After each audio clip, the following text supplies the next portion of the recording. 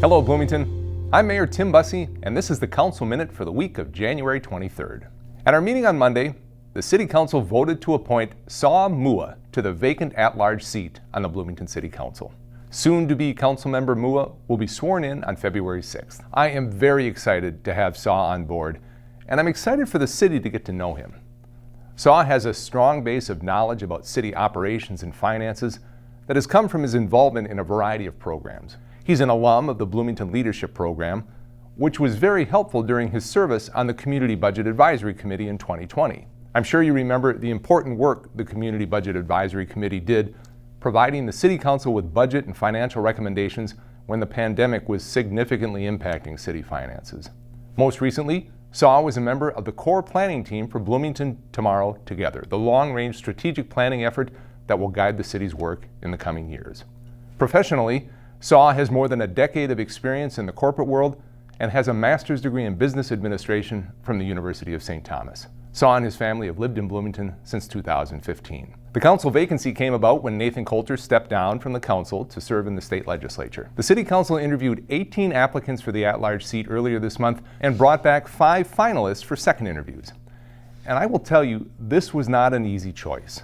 There were many impressive candidates with a wide array of experience and community involvement.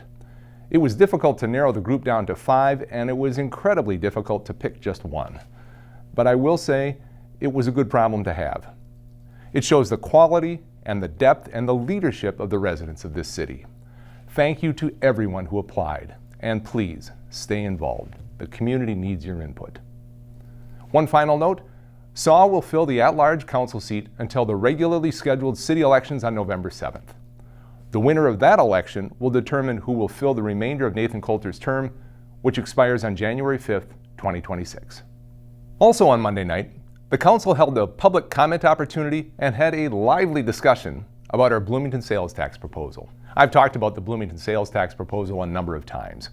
A Bloomington Sales Tax would add an extra ½ cent to the sales tax rate in the city on items that are already taxable. The money generated would go to major capital projects in the city, and the University of Minnesota estimates that 2/3 of the money generated would come from visitors to Bloomington who spend their money here. Personally, I like the idea of a funding source that doesn't depend solely on Bloomington taxpayers. The sales tax approach spreads the tax out and reduces the burden on Bloomington folks. Now, right now, this is just a proposal. A Bloomington sales tax would need legislative approval and ultimately voter approval here in the city. The lively discussion by the council had to do with which projects to include in the local sales tax proposal.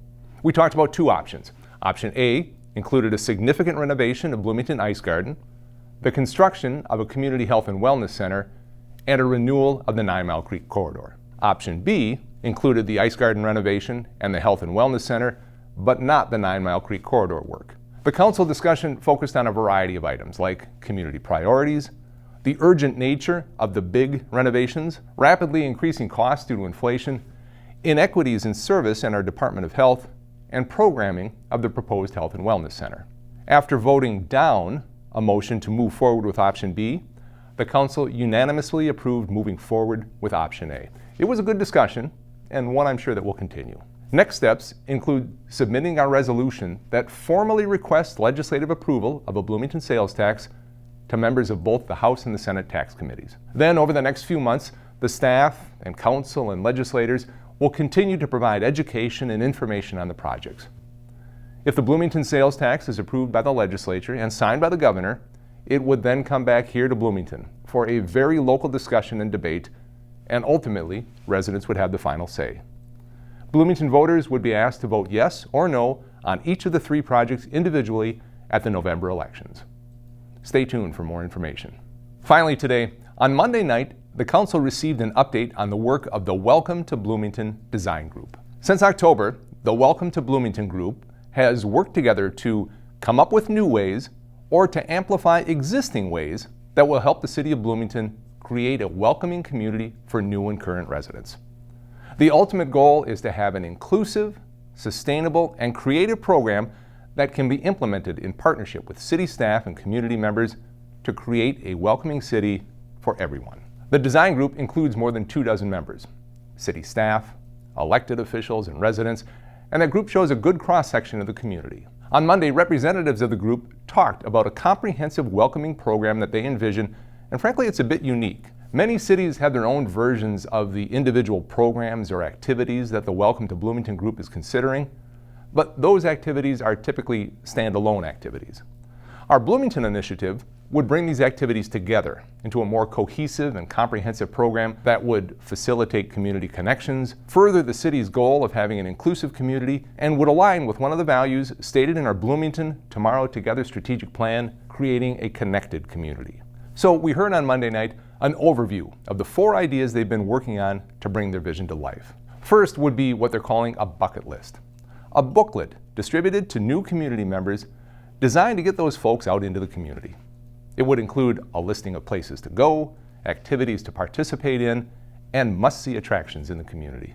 Second would be an annual cultural fair that would include multicultural performances and entertainment, food trucks, crafts, and multi-generational activities. The third idea is to have city staff provide workshops or presentations for new residents and provide general information about Bloomington and the services the city provides. This would happen through monthly new resident meetings that would be held throughout the city and quarterly events right here at Civic Plaza that would show people this wonderful resource available to them.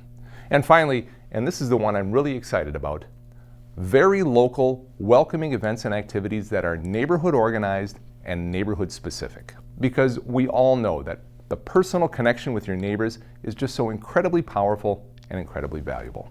That's the outline of the group's work. They plan to spend the coming months really putting some meat on the bones of their ideas and hope to launch the Welcome to Bloomington initiative in January of 2024. Thanks to everyone who has been involved so far. It looks like great work. That will do it for this week's Council Minute. Thanks very much for tuning in. Until next time, stay safe, Bloomington.